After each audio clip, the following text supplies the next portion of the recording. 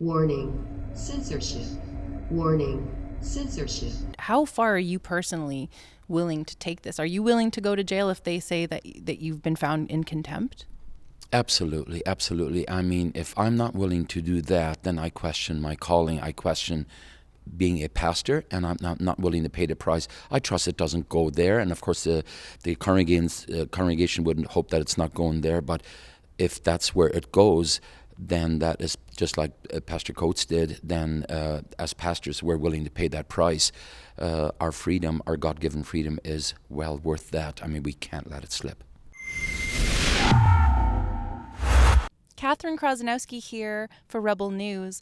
I'm in Aylmer, Ontario today, just outside of the Church of God, where I'm here to speak with Pastor Henry Hildebrandt about what took place in court this morning and what the future of the church might look like. Let's go see what he has to say. Can you give us an update on what happened there? Well, finally had some good news, and that's always, even if it's temporary, in this case it's until May 13th, but it's certainly is excellent news, very, very good news. Locking church doors is not good news, and that was very, very disturbing, and I'm so glad that the judge judged the way he did.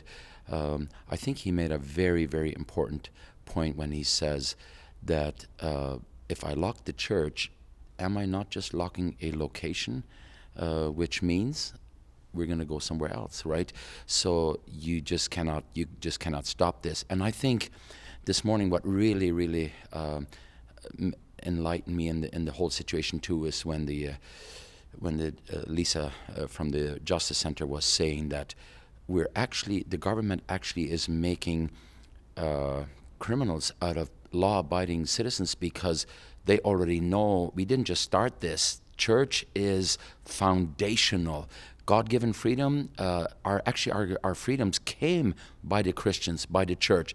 And for them to walk up to the doors and say, we're going to lock that, I mean, you're forcing these people to break the law, because we're going to keep on gathering. That's just a part of humanity, and a very important part at that. So yes, that was excellent news this morning. We were so glad. Sorry to interrupt, but YouTube is trying to kill us. They've already demonetized us, and it's only a matter of time until we're off the platform completely.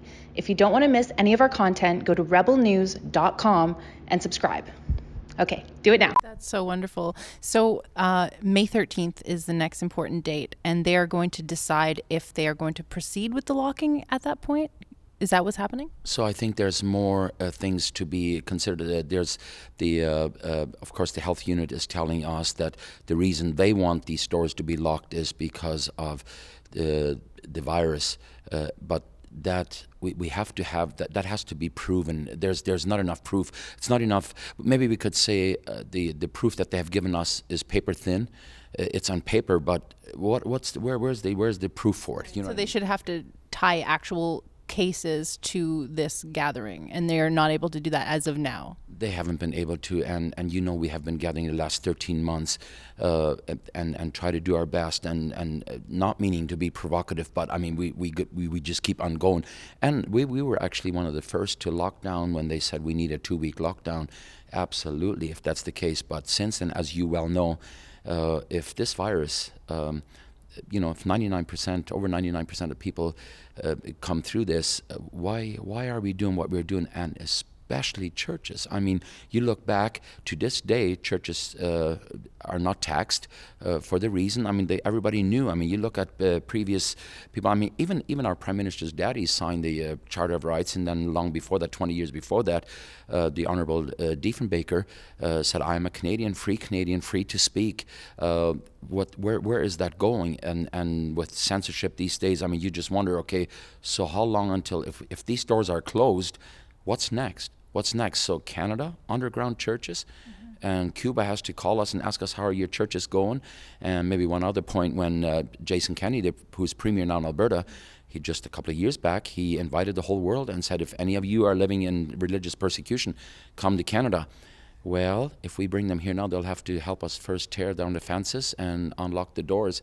And we don't want to go that route. We don't want to go. So I'll do whatever I can. And I'm only one voice of many, and it's rapidly increasing.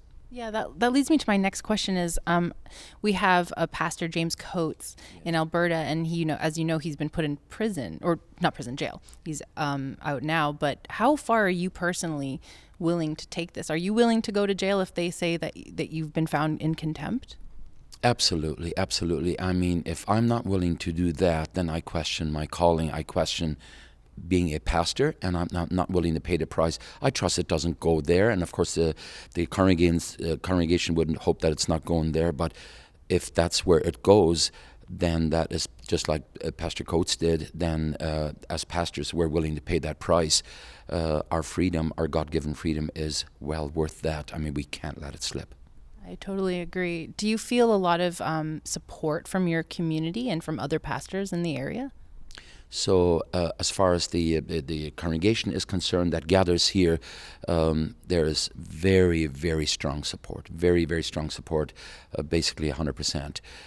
As far as the locality where we live or the town where we live, obviously the town is divided over this. I wish it wasn't so, and I would agree with what the lawyer said such weighty words this morning. She said, who is causing this? They have made who is dividing us. It's the government that's dividing us, because we were a close-knit community and this didn't exist. And why are they dividing it?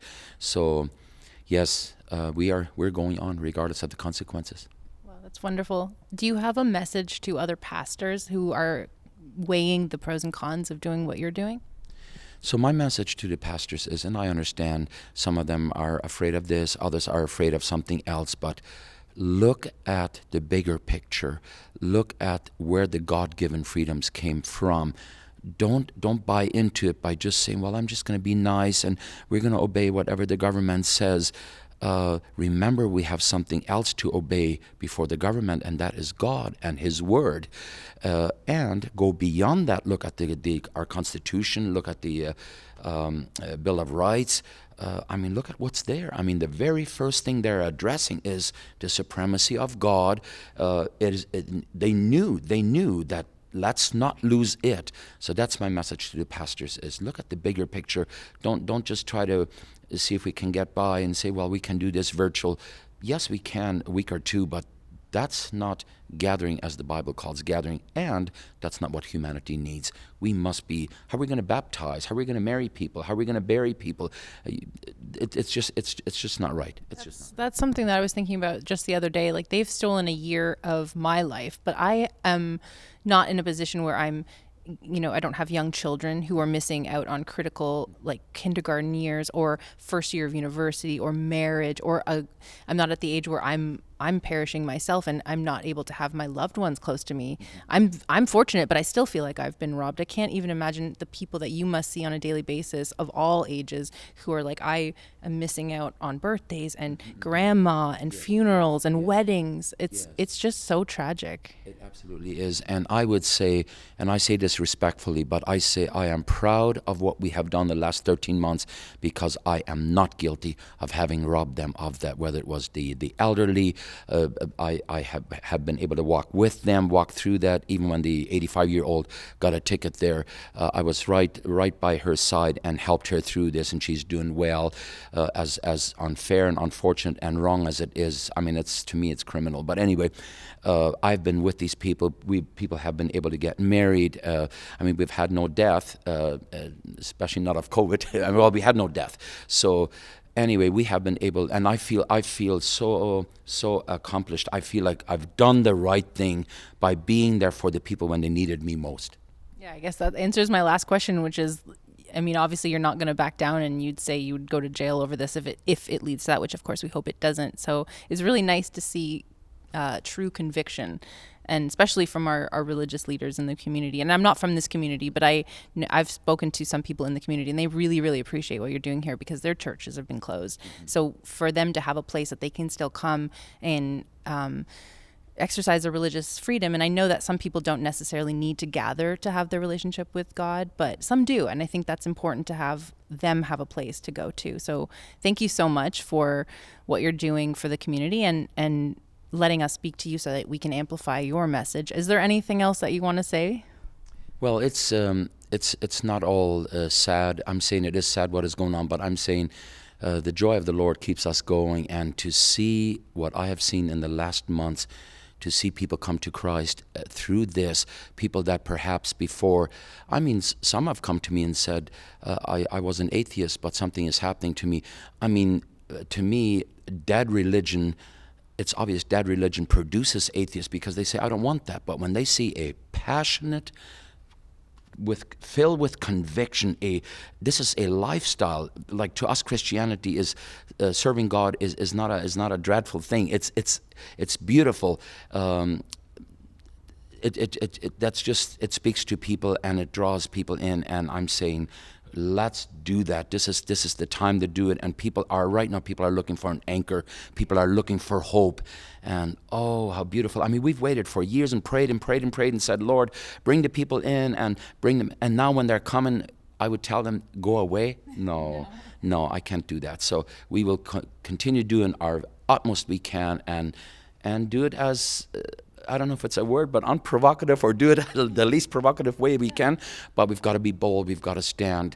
And I'm calling on all leaders across this nation. Be real leaders. Be real leaders. Let's lead the people during this difficult time.